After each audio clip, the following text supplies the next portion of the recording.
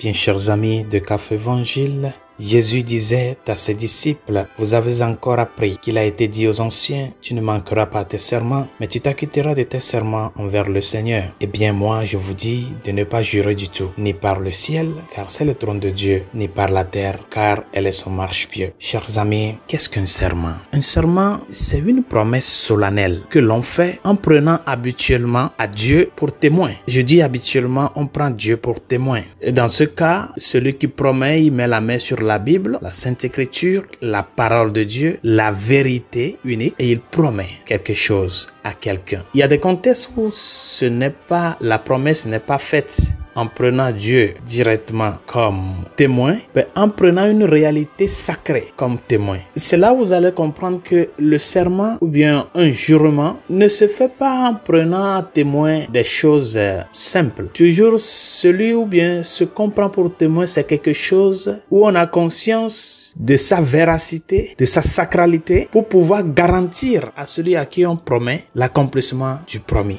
Qu'est-ce que cela voudrait dire? Que ce que l'on promet en prenant Dieu pour témoin ou bien en prenant une réalité sacrée pour témoin, du moment où cette promesse-là, où ce serment n'est pas respecté ou elle est violée, cela peut engendrer des châtiments pour cette personne parce que tu as pris le sacré comme témoin. Vous voyez, aujourd'hui c'est traditionnel, les prestations de serment. Il y a des pays où, par exemple, pour les prestations de serment d'un chef d'État, celui-ci met la main sur la Constitution. La Constitution d'un pays, c'est un texte sacré parce que c'est la volonté du peuple. C'est un texte sacré. C'est comme la Bible qui définit la vie de ce pays-là. C'est pour cela on ne peut pas faire de n'importe quoi avec la constitution d'un pays. Et on ne peut pas réformer arbitrairement une constitution. Parce qu'une constitution exprime la volonté populaire du peuple. Il y a des lieux où la prestation de serment est faite en prenant la Bible. Et il y a des contextes de profession où l'on prête serment. Les avocats, les médecins, il y en a plein. Et dans tous ces serments-là, comme je l'ai dit, on prend pour témoin ce qui garantit la vérité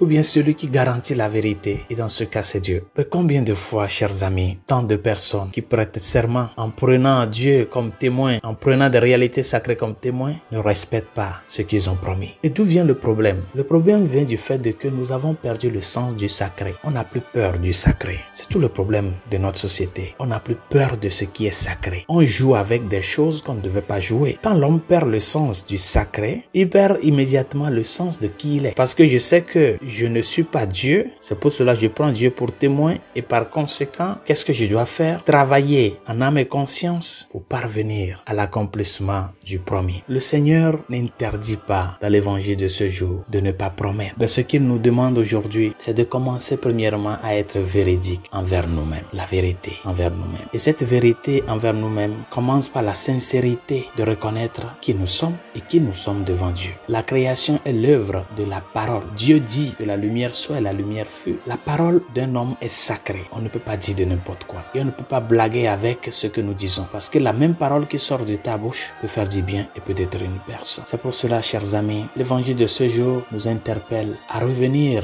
à cette conscience du sacré. Prenons conscience du sacré. Le Dieu de Jésus-Christ n'est pas une chose que nous pouvons malmener à notre guise et aisance. C'est le Dieu qui a promis nous sauver à travers son Fils et qui a accompli cette promesse. Le Christ est la preuve que ce que Dieu dit le fait. C'est pour cela notre vie doit être construite sur la sincérité, l'honnêteté et surtout le sens de gratitude envers ce Dieu-là qui a accompli, qui continue par accomplir dans notre vie ce qu'il promet. À nous de lui dire merci et surtout de lui demander de nous donner la grâce d'être des disciples fidèles, fidèles à ses commandements, fidèles à son enseignement, fidèles jusqu'au martyre si cela en est le cas, pourvu que notre témoignage reflète vraiment la grandeur de son amour envers nous. Bonne journée, Dieu vous bénisse.